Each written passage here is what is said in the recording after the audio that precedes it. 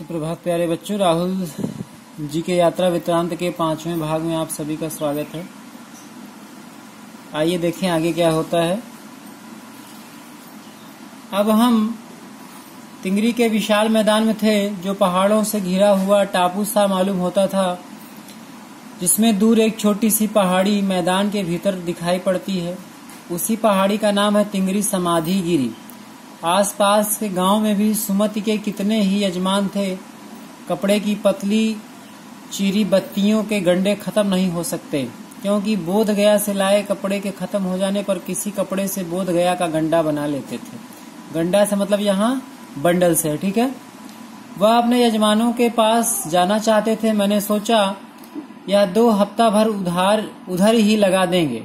मैंने उनसे कहा कि जिस गांव में ठहरना हो उसमें भले ही गंडे बांट दो, मगर आस-पास गांव में मत जाओ।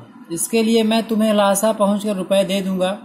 सुमति ने स्वीकार किया। दूसरे दिन हम भरिया ढूंढने की कोशिश की, लेकिन कोई न मिला। सवेरे ही चल दिए होते तो अच्छा था, लेकिन अब 10-11 बजे की तेज धूप में चलना पड़ रहा था। तिब्बत की धूप भी बहुत कड़ी मालूम होती है। यद्यपि थोड़े से भी मोटे कपड़े से सिर ढाक लें तो गर्मी खत्म हो जाती है। आप 2 बजे सूरज की ओर मुंह करके चल रहे हैं। ललाट धूप से जल रहा है और पीछे का कंधा बर्फ हो रहा है। फिर हमने पीठ पर अपनी चीजें लादी, डंडा हाथ में लिया और चल पड़े। यद्यपि सुमति के परिचित तिंगरी में भी थे, लेकिन वह एक और यजमान से मिलना चाहते थे। इसीलिए आदमी मिलने का बहाना बनाकर सेकर विहार की ओर चलने के लिए कहा। तिब्बत की जमीन बहुत अधिक छोटे बड़े जागीरदारों में बटी है। इन जागीरों का बहुत ज्यादा हिस्सा मठ या विहारों के हाथ में है।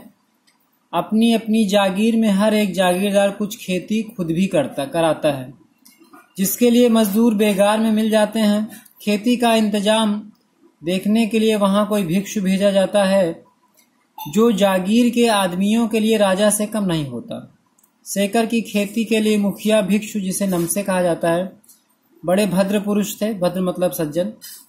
वह बहुत प्रेम से मिले। हालांकि उस वक्त मेरा भेष ऐसा नहीं था कि उन्हें कुछ भी ख्याल करना चाहिए था। यहाँ एक अच्छा मंदिर था, जिसमें कंजूर किसे कहा गया है, जो बुद्ध वचन के अनुवाद हैं, की हस्तलिखित 103 पोथियां रखी हुई थी। मेरा आसन भी वहीं लगा। वह बड़े मोटे मोटे कागज पर अच्छे अक्षरों में लिखी हुई थी।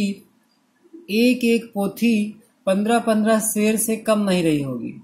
सेर जो है वो वजन नापने की एक इकाई थी उस समय की, ठीक है। सुमति ने फिर आसपास अपने यजमानों के पास जाने के बारे में पूछा। मैं अब पुस्तकों के भीतर था, इसीलिए मैंने उन्हें जाने के लिए कह दिया। दूसरे दिन वहां गए। मैंने समझा था कि 2-3 दिन लगेंगे, लेकिन वह उसी दिन दोपहर बाद चले आए। तिंगरी गांव वहां से बहुत दूर नहीं था। हमने अपना अपना सामान पीठ पर उठाया और भिक्षु नमसे से विदाई लेकर चल पड़े। तो इस प्रकार से राहुल जी का यह यात्रा वृत्तांत यहीं पे समाप्त होता है, जिसमें उन्होंने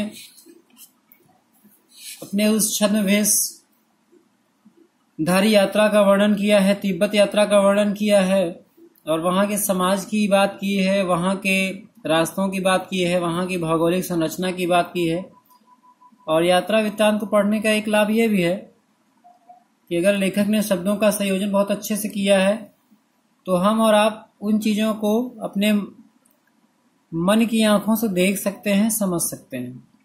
बस महसूस करने की आवश्यकता होती है। और ये बात हमारे आप ऊपर भी लागू होती है कि अगर कोई नई जगह जाएं तो वहां का बहुत बारीकी से अवलोकन करें और कोशिश करें कि जब भी लौट के आएं तो उन चीजों को शब्दबद्ध करें।